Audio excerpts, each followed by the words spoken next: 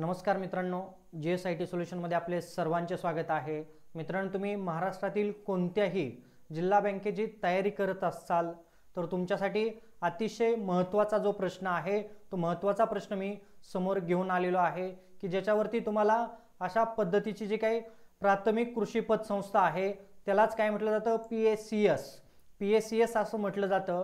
तर PACS काय आहे, त्याचे उद्दिष्ट काय आहेत, त्याचबरोबर PACS जी आहे त्याची पूर्ण इतिहास काय आहे, त्याचा आतापर्यंत कारकीर्द कशा पद्धतीने घडत आली आणि याचा वापर PDCC बँक असेल किंवा अन्य कोणतीही डिस्ट्रिक्ट बँक असेल तर त्याच्यामध्ये कशा पद्धतीने केला जातो, याच्यावरती मित्रांनो तुम्हाला निश्चितच 2 किंवा 3 प्रश्न विचारले जातात।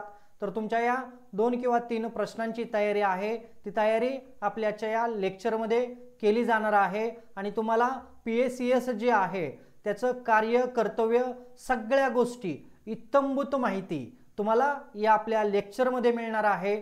त्यासाठी लेक्चर विदाउट स्किप करता, मी काय म्हणतोय, लेक्चर विदाउट स्किप करता शेवटपर्यंत पहा, म्हणजे तुम्हाला या प्रश्नाबाबतची तयारी आहे ती तयारी फ्री ऑफ कॉस्ट मध्ये व्यवस्थित रीतीने आजच्या या लेक्चरमध्ये केली जाणार आहे।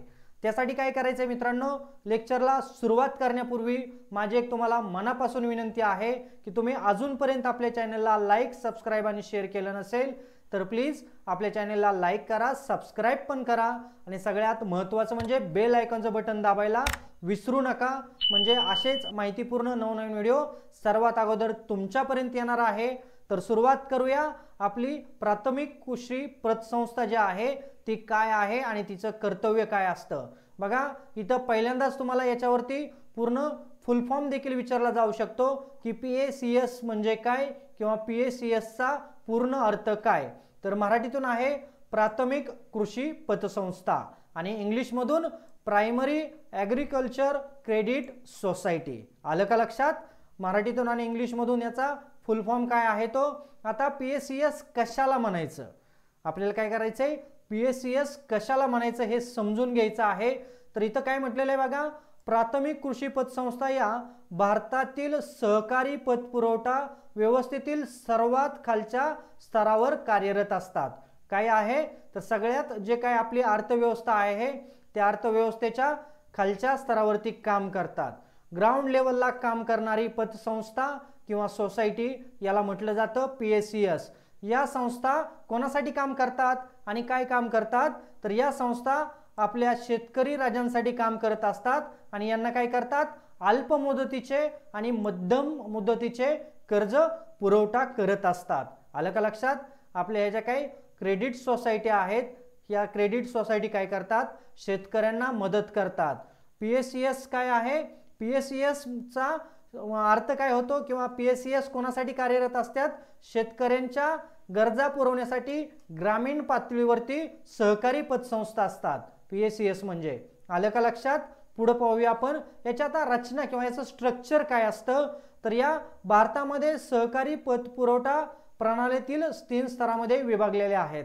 काय केलेले आहेत, याची रचना कशी लावलेली आहे, 3 विभागांमध्ये याची रचना लावलेली आहे। पहिली राज्य सहकारी बँक, ही कुठं काम करते, राज्य स्तरावर काम करते, त्यालाच SCB असं म्हटलं जातं। जिल्हा मध्यवर्ती सहकारी बँक, त्यालाच आपण DCCB म्हणतो।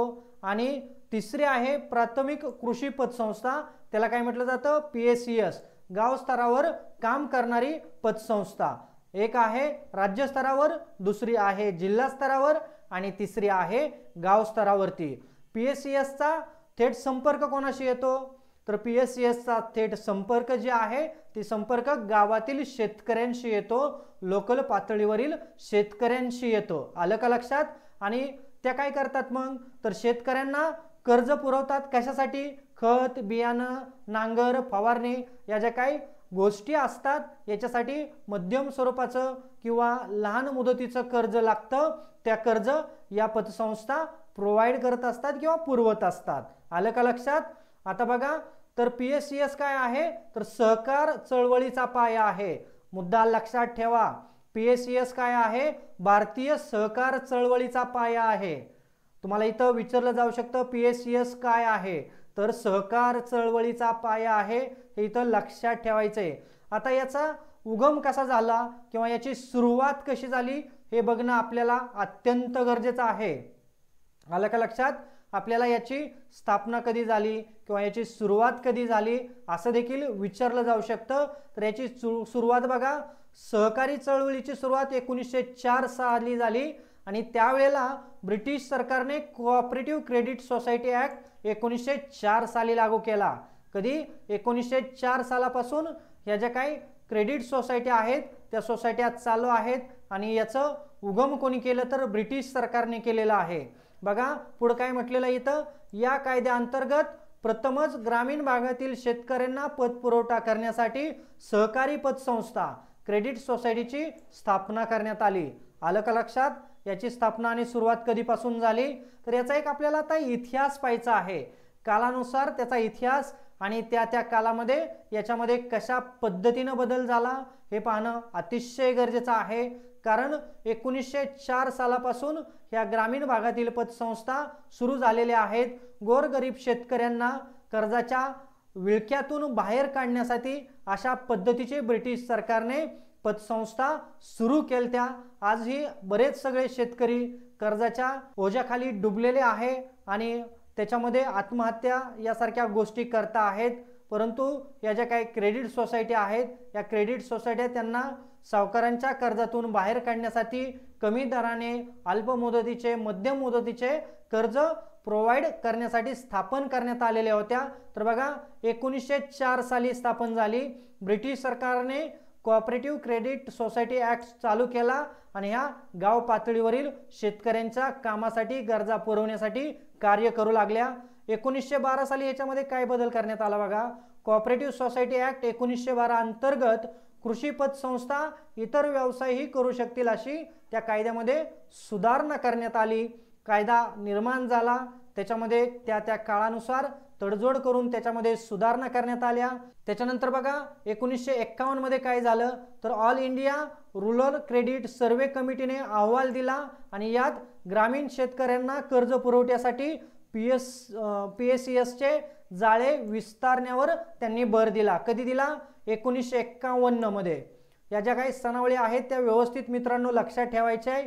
1969 ला काय झालं, बँकांचे राष्ट्रीयकरण झाले आणि सहकारी बँकिंग आणि PSES ला सरकारी कर्ज योजना व कृषी विकास कार्यक्रमातून बळकटी मिळाली।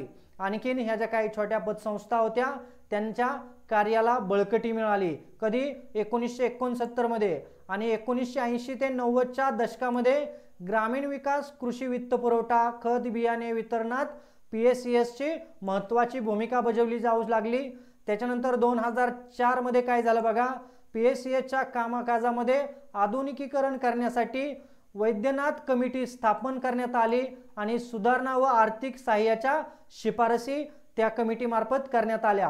ही कमिटी कधी स्थापन झाली बघा, वैद्यनाथ कमिटी। वैद्यनाथ कमिटी ही स्थापन झाली 2004 साली। हे देखील तुम्हाला विचारलं जाऊ शकतं।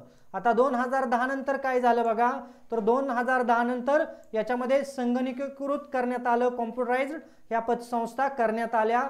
आणि 2022-23 ला काय झालं, भारत सरकारने PSES ला मल्टी सर्व्हिस सेंटर बनवण्याचा निर्णय घेतला आणि dairy, warehouse, food processing, e commerce, खत विक्री इत्यादी क्षेत्रात काम करण्याची संधी देखील या आपल्या प्राथमिक कृषी पतसंस्थांना देण्यात आली।